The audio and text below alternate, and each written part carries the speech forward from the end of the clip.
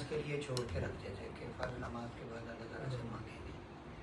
वो नमाज का कहीं जिक्र नहीं है। हमारे बड़े रिज़्क़ के लिए सूरह कुरैश का या सूरह कौसर का अमल बताते हैं ना कि सूरह कुरैश 7 मरतबा पढ़ी जाए, नात है ना 7 मरतबा पढ़ी जाए।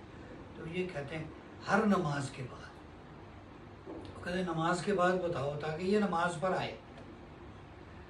तो वो नमाज का कहीं जिक्र नहीं है। वो पूरी कौम का भी यही मिजाज है माशाल्लाह। अगे उन्होंने पीर भी इतना दे लंबे है। फिर औरतां ने तो बहुत एक सॉफ्ट टारगेट बहुत जबरदस्त, बहुत सब तो ज्यादा होता। मेरी वालदा बड़ा बकरी छान मारे सारे एडे टेक लगे हुए साढ़े घर बकरी दे।